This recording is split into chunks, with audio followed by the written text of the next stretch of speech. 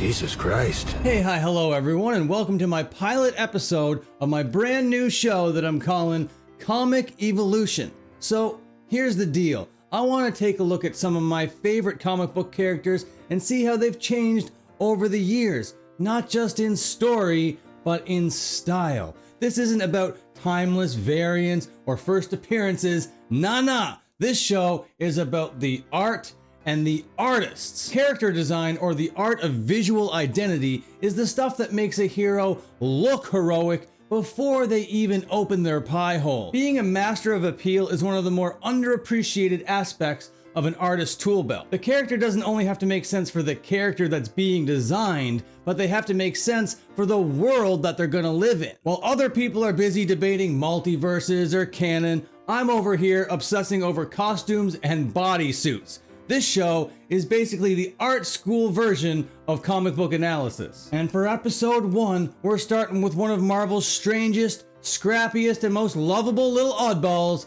Rocket Raccoon. He's been everything from a side character to a solo star, and even part of one of the most marketable blockbuster teams of all time. His story starts way back in 1976, and the way his design has evolved over these decades is extremely fascinating. But before we get rolling, can we just appreciate the irony that my pilot episode is about a literal pilot? Okay, great. That would be terrifying. Like everyone else on Earth, Marvel has been a part of my life in one way or another for as long as I can remember. But growing up, I wasn't much of a comic book kid, I'm gonna be honest. I didn't care about superheroes, story arcs, or collector's editions. My love for comic book characters actually started with one thing: Marvel Rivals. I downloaded this free-to-play hero shooter one day after seeing all the hype online, and I was instantly hooked. I had no idea what was going on from a gameplay standpoint at first, but visually, I was obsessed and adequately stimulated. I knew all these characters, but in Rivals, it felt like I was seeing them all for the very first time. These designs were fresh, bold, and immaculate. Honestly, it's the best version of the Fantastic Four I've ever seen, TV, comics, movies, or otherwise. Namor had the glow up of the century, and that's going to be 100% a future episode of this show. Doctor Strange, Wolverine, Punisher, they all felt brand new, yet somehow felt exactly like the characters that I was somewhat familiar with. I will forever be a part of the Marvel Rivals community, even if I'm not actively playing the game, just because of how much I adore these character designs. Their take on magic, best one out there. She actually looks like a real person, a human being named Ilyana Rasputin. That haircut, those eyes, this character design is spot on. All the character silhouettes in this game are instantly recognizable, and that is a sign of top tier design work. Now, this might sound like a long preamble, and yeah, it kinda is, but it's important. The way Rocket Raccoon is designed here sent me down a rabbit hole of fur and eye color comparisons. And since falling in love with comics over a year ago, I've torn through back issues, trades, full arcs, you name it. And that's all thanks to this fuzzy little man named Rocket Raccoon. Oh, and Jeff the Land Shark. So today, we're gonna go back all the way to 1976 and trace Rocket's comic evolution in the main Marvel continuity. Now, plenty of people have covered Rocket's design in TV and film, but this video is about the comics, the source material, the real deal, baby. We're gonna take a look at the artists and writers who shaped Rocket's look over the last 45 years, celebrating and roasting the creative minds who kept this brilliant little furball alive for so long. And yeah, we'll sprinkle in the movie, the Guardians of the Galaxy video game, and of course, Marvel Rivals, because those designs also deserve their flowers for the evolution of Rocket's design. Rocket Raccoon, Marvel's favorite oddball, was created by equally oddball writer Bill Mantlo back in 1976 for Marvel Preview number 7 in a story called The Sword and the Star, Stave 2 Witch Lord. Yeah, that's a bit of a title. I would call that a title and a half even. At the time, he was called Rocky, a direct nod to the Beatles song Rocky Raccoon. His debut was drawn by Keith Giffen, who shares the co-creator credit with Bill Mantlo. Now, this version of Rocket is set about 10,000 years in the future, so it doesn't really count as the mainline continuity as far as I'm concerned, but it's still crucial. This is where the spark began, and these two dudes are the reason this little fuzzball even exists in the first place. Rocket would hibernate for about 5 years before old Bill Mantlo was tasked to dust him off again for issue 271 of The Incredible Hulk. Here, we meet the first real iteration of the character, but he looks weird, like really weird. All brown with no white fur anywhere. This version of Rocket was drawn by brother of superstar Marvel artist John Buscema, Sal. Sal had art chops of his own for sure, but John was seen, at least by Stan Lee at the time, as the second coming of the King Jack Kirby after Jack got sour and left to work for rival publisher DC. Now, I don't know all the ins and outs of this drama. Remember, I'm a new fan over here. If you want to drop some drama lore dump down in the comments, feel free. In this design, Rocket is wearing his signature at the time, Rocket skates, which would later be ditched. He is styled with a blue cape, yellow gloves, and a red backpack worn on his chest. This design is all over the place, man. It's like the wardrobe at a community theater was rated by toddlers. The face and body shape is neither cute nor mangy, two aesthetics future artists would lean on heavily when it comes to designing Rocket Raccoon. His costume is a mishmash of random parts because he's just a kooky little space raccoon, I guess. I don't know, or something. Again, I will reiterate, no white fur. This is not a strong design, and it's a really weak silhouette. The story is funny though, and it sets up the world of Rocket's solo series that would come next in 1985. 1985, what a year. And this right here is the series that prompted this entire video. It's a 4-part Rocket Raccoon miniseries from Marvel that I dropped a decent chunk of change on, and honestly, worth every penny. Written once again by Bill Mantlo, the guy who created Rocket, and it was illustrated by future Hellboy mastermind Mike Mignola. Mike Mignola is one of my personal favorite artists in the medium. Today he's more of a writer and does cover arts. He doesn't do really too many interiors anymore. I love this version of the character. The lore is unlike anything I have ever read. Completely wild. And yeah, it got totally nerfed and retconned to hell later in James Gunn's films. But hang tight, we'll get there. In this story, Rocket is the guardian of the Keystone Galaxy, a galaxy walled off from the rest of the universe. His home planet, Halfworld, is inhabited by the mentally ill and abandoned there by the psychiatrists who took them there to study them. Before leaving, the doctors built a bunch of robot caretakers to look after the patients, but the robots got bored. So the robots gave sentience to the planet's animals and handed their jobs off onto them. Rocket was one of those animals. Now he's responsible for caring for the ill that in universe they're called the Loonies. Meanwhile, the robots packed up and moved to the other half of Halfworld, hence the name Halfworld. Half organic, half mechanic. Rocket being Rocket starts to question why his world is so insane. Turns out the Gideon Bible that everyone worships is actually just the doctor's old research logs. It's twisted, it's imaginative, and I absolutely love it. And that's not even the crazy stuff. Rocket's girlfriend, Lila, is an otter whose parents were toy tycoons because apparently toys are the main economy on Halfworld due to their importance for entertaining the loonies. Her family's business gets hijacked by a mole named Judson Jakes and starts a war with rival toy mogul Divine. It's an all-out toy war. Yeah, you heard that right, folks. A bloody war over toys, fought by killer clown bots and talking space animals. This is Rocket's debut. Words can't describe how zany this story is, but it's special to me. Even after a short time with it, these books have become my favorites. Okay, lore dump over, now let's talk design.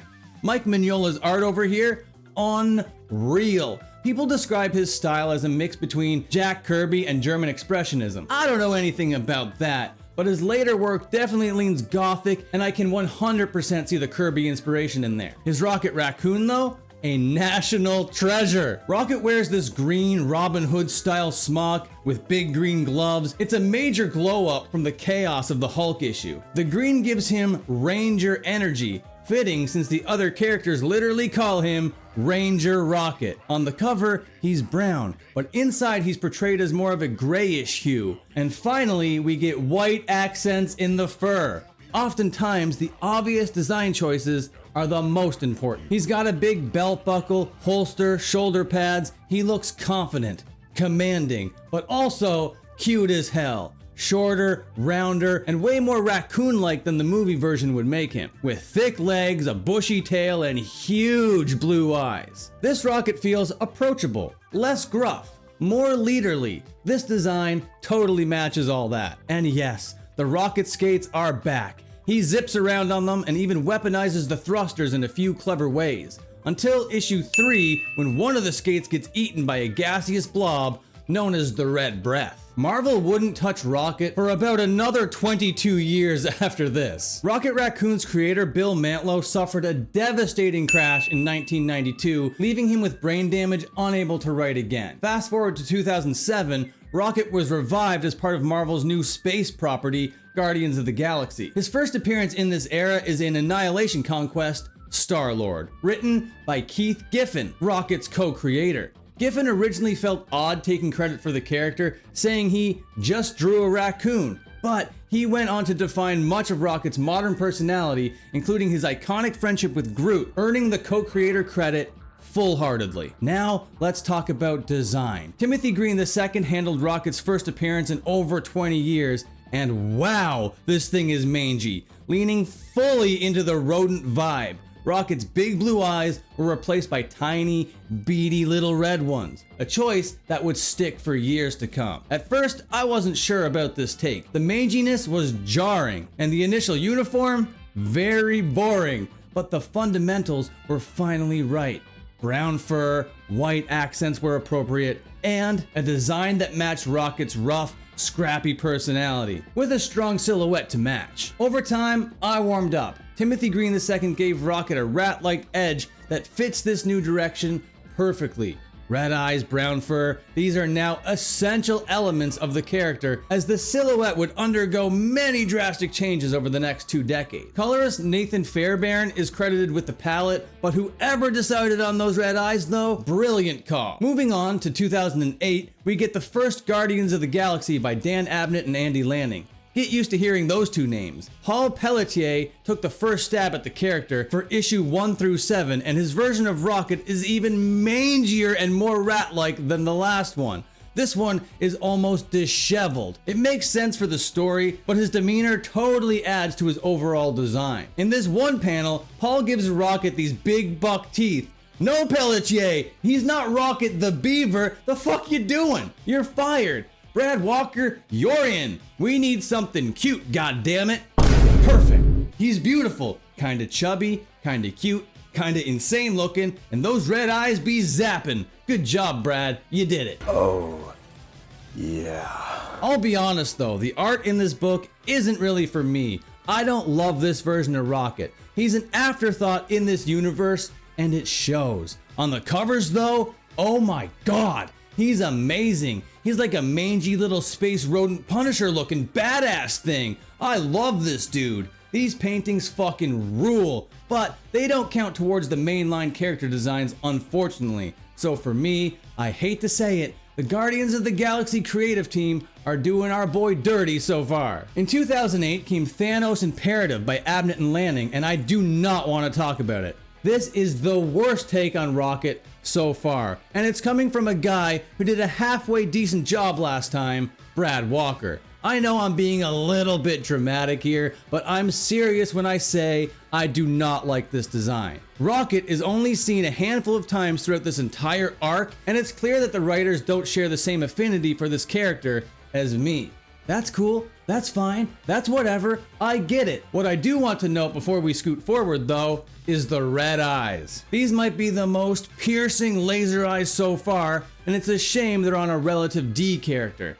Huge downgrade, negative aura, who's gonna save it? Maybe we should get Timothy Green II back on the character. In 2011, they did just that. Timothy Green II picks the pencils back up again, this time in a short story in Annihilators that harkened back to his time on Halfworld when he worked for Timely Incorporated, which is cute because timely is what Marvel was called before Marvel was Marvel. Here we get Green's classic mangy design, but now in an office setting, and somehow the more ragged design shines in this environment. Brown slacks, white button-up, and a yellow tie with a pear design. This version of Rocket has so much personality, appeal, and his silhouette is as sharp as a hockey player's skates in December. Timothy Green II is drawing Rocket in a very dramatic way that gives the reader something fun and engaging in every panel. Timothy puts such a loving touch on this character with a wide range of emotion, expressions,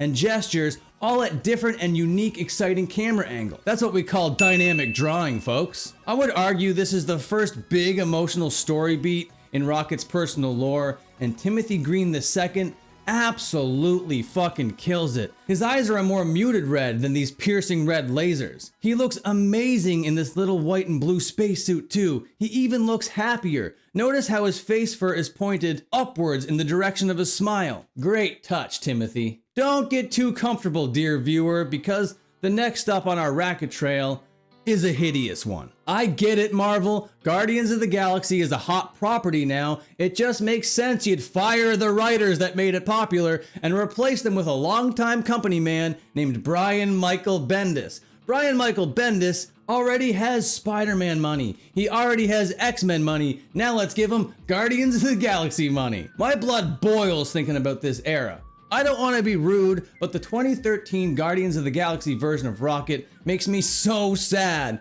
Literally, what is this cover? My guy, all your appeal has been zapped. The interiors by Steve McNiven and Sarah Pichelli aren't any better. Somehow. Not only did they botch any appeal this little fella had, they somehow managed to make him look like a villain. I'm not gonna dwell on this version. Why did the Guardians creative team hate Rocket so much? I'll never know. No respect, negative appeal. But I will say, the silhouette is pretty strong, just not in a good way. Nobody has been able to capture Rocket Raccoon quite as well as the 1985 Mike Mignola interpretation. Timothy Green II definitely breathed new life into him, but in 2014, the Rocket Raccoon timeline would change forever when James Gunn wrote and directed the first Guardians of the Galaxy movie. Here, the Guardians franchise finally shows Rocket the respect he deserves as a character. It's clear to me watching these films that Rocket is special to James Gunn.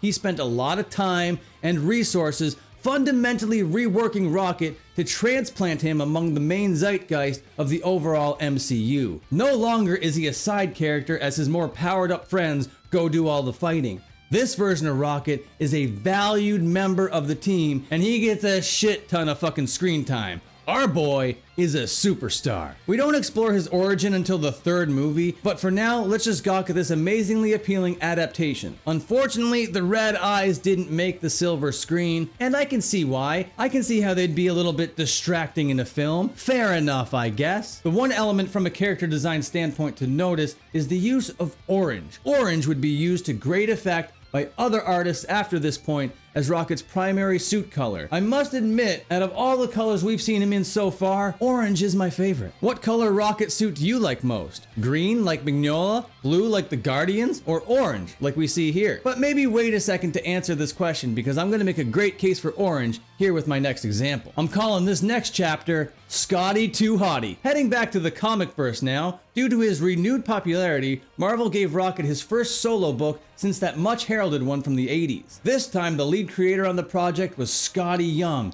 and what a choice this is. Scotty's rough, cartoony style is perfect for a hero like Rocket. When I say I've never seen a style match so perfectly to a character before, I mean it. Scotty's interpretation of Rocket is peak in my opinion. Scotty brings all the styles from cartooning, graffiti, and traditional comic book storytelling together in this beautiful series. I'm going out on a limb here when I say, my friends, this is the perfect Rocket Raccoon design. I heard people complain about the characterization of him in these books, saying it's too Han Solo Chewbacca-esque for them, which I kinda get that critique, but as a trope, it totally works for this limited series. As comic tropes would say, your mileage may vary. The rough but confident line quality of Scotty's inks, match the rough and confident nature of Rocket as a character. The ink itself is adding to the characterization.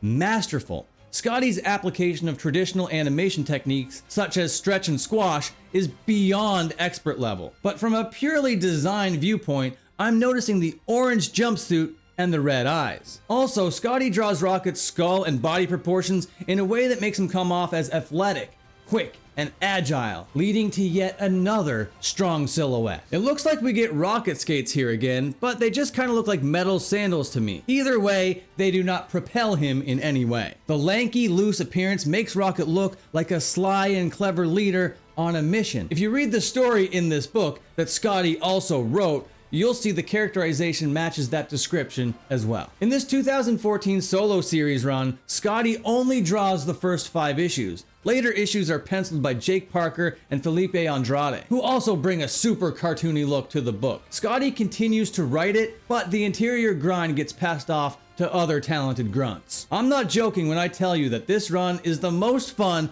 I've ever had reading comic books. Scotty is quickly becoming one of my favorite artists, and Rocket is one of my favorite characters. So in my opinion, artist and character, this is a match made in heaven. Before we move on, I just want to show you a variant cover that came out on Scotty's run of Rocket, Raccoon, and Groot. It was drawn by 90s icon and current Image bigwig, Rob Liefeld, one of the most famous comic book artists of all time. And it's hideous. It's the thing nightmares are made of. In a drawing where Rob really should have done that small feet thing that he always does, he didn't do it for some reason. He gave Rocket these big giant feet, and those eyes and teeth are uncanny, and not in a fun X-Men sort of way. I'm sorry you had to see this. In 2017, we get Gangster Rocket in yet another solo series. This guy has gotten pretty popular. And it's good that Marvel has given old Bill Mantlo the royalties for this character now, because he needs a lot of in-home care. This time this series is simply called Rocket, and it's written by Al Ewing. I love Al's take on the characterization of Rocket, and the interior panels are drawn by Adam Gorham, who gives this character a sleek, new coolness. The Tarantino-esque suit with red button-up